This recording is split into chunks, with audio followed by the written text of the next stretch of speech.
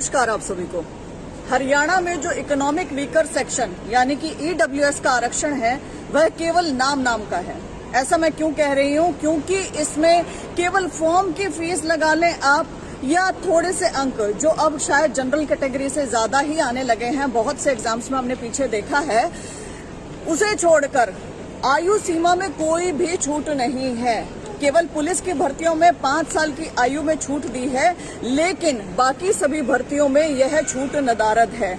तो ऐसे खोखले आरक्षण का, ऐसे खोखले ईडब्ल्यूएस आरक्षण का हरियाणा वासी करेंगे तो क्या करेंगे? जब यह आरक्षण लाया गया तब ईबीपीजीसी और एसबीसी के तहत जितने प्रावधान थे उनमें आयु छूट की सीमा भी थी, लेकिन अब यह सीमा नहीं है। मैं आपको बताना चाहूंगी कि राजस्थान में 5 साल की आयु की छूट दी जाती है, गुजरात में दी जाती है, महाराष्ट्र में दी जाती है, आंध्र प्रदेश में दी जाती है, तेलंगाना में दी जाती है, जम्मू कश्मीर में दी जाती है और यहाँ तक कि मध्य प्रदेश भी दी जाती है। लेकिन हरियाणा में ऐसा क्यों है कि ईडब्ल्यूएस के बच्चों की तरफ कोई देख ही नहीं रहा है, आयु सीमा में छूट ही नहीं दे रहा है? यदि हम इनका संघर्ष देखें तो ये बहुत समय से, जब से ईडब्ल्यूएस बना है तब से ये मांग रख रहे हैं कि आप हमें आयु सीमा में छूट दें। इसके चलते इन्होंने बहुत धरने, प्रदर्शन, आंदोलन सब किए हैं, जगह जगह पर जाकर बैठे हैं। बहुत से नेता, मंत्री, मुख्यमंत्री साहब से भी मिले हैं, चीफ सेक्रेटरी साहब से भी मिले हैं, लेकिन इन्हें मिले हैं तो केवल आश्वासन। केवल इतना कहा गया है कि फाइल चल रही है, लेकिन फाइल कहाँ चल रही है, कहाँ पहुंची है, ये बस बताते रहते हैं कि उस ऑफिस चले जाओ वहां फाइल है, इस ऑफिस चले जाओ वहां फाइल है, इस अधिकारी से मिल लो वहां आपकी फाइल अटकी हुई है, अरे इसका निर्णय तो केवल मुख्यमंत्री साहब ले सकते हैं, आप वहां जाइए। और मुख्यमंत्री साहब के पास जाते हैं तो कहते हैं पॉलिसी मैटर है। यदि पॉलिसी मैटर है तो मुख्यमंत्री साहब श्री नायब सिंह सैनी जी, इसे आप विधानसभा में उठाकर इसका निवारण क्यों नहीं करते हैं? जब अन्य राज्यों में गुजरात, राजस्थान, महाराष्ट्र, आंध्र प्रदेश, तेलंगाना, जम्मू कश्मीर और मध्य प्रदेश में यह प्रावधान है तो हरियाणा में क्यों नहीं? आप फॉरवर्ड स्टेट बनाने की बात करते हैं तो सबसे बैकवर्ड, जो आर्थिक आधार पर कमजोर लोग हैं, उनके बारे में क्यों नहीं सोच रहे हैं? मैं इनकी यदि आपको पूरी टाइमलाइन बताऊं कि जब ये थक गए धरने प्रदर्शन कर करके तो इन्होंने नेताओं से मिलना शुरू किया।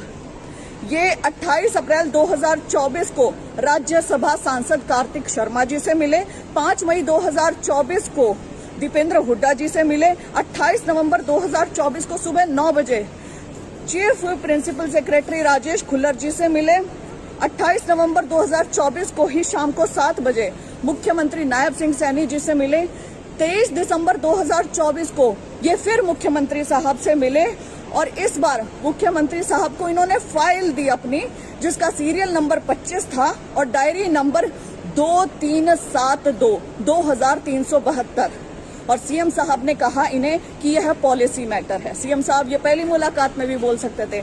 बहरहाल आगे 8 जनवरी 2025 को ये दादा गौतम जी से मिले, चंडीगढ़ में 8 जनवरी 2025 को ही ये राजेश खुल्लर साहब से दोबारा मिले और पता चला फाइल आईएएस वीरेंद्र जी के पास है। 3 फरवरी 2025 को ये कार्तिक शर्मा जी से उनके आवास दिल्ली में मिले, 17 फरवरी 2025 को ये दादा गौतम जी से नारनौंद में मिले और उन्होंने आश्वस्त किया कि इनका मुद्दा विधानसभा में उठाया जाएगा।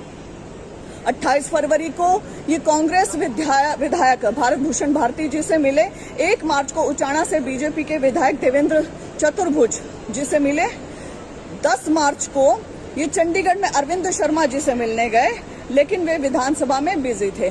लेकिन उनके पीए ने आश्वस्त किया इन्हें कि ये मांग जनहित में है और इसको अपने लेटर पैड पर लिखकर मुख्यमंत्री साहब को भेजेंगे। अब तो वो सरकार में मंत्री हैं, आपका वो लेटर पैड पर लिखा हुआ लेटर खो गया है क्या कहीं पर? ये जो इन्होंने टाइमलाइन बताई है, अंत में इन भाइयों ने मुझे लिखा है कि अब इनकी जो फाइल है वो आईएएस सीजी रजनीकांतम जी के पास है, जिसका ये डायरी नंबर, फाइल नंबर भी दे रहे हैं 144994। फाइल पे फाइल बनती जा रही है, सीरियल नंबर पे सीरियल नंबर बनते जा रहे हैं, पता कुछ लग नहीं रहा है कि क्या है क्या नहीं है, क्या इनकी मांग का होगा, क्या हरियाणा सरकार केवल इन्हें यहाँ से वहाँ घुमाती ही रहेगी, कोई कुछ निर्णय लेगी या नहीं लेगी, ये बहुत सारे सवाल हैं। और कई सालों से इनका संघर्ष जो चल रहा है, तो क्या इनके संघर्ष पर पूर्ण विराम लगेगा या यूं ही आश्वासन मिलते रहेंगे? मेरी ओर से हरियाणा सरकार को हाथ जोड़कर निवेदन है कि कृपया करके इनकी जायज मांग को विधानसभा में उठाकर पॉलिसी लाकर, पॉलिसी मैटर बोला, पॉलिसी तो बाहर भी बन सकती है, पॉलिसी बनाकर इसका निवारण करें। ईडब्ल्यूएस इकोनॉमिक वीकर सेक्शन 5 साल की आयु छूट के बिना खोखला है। केवल पुलिस भर्ती में नहीं, सभी भर्तियों में इसे लागू करें।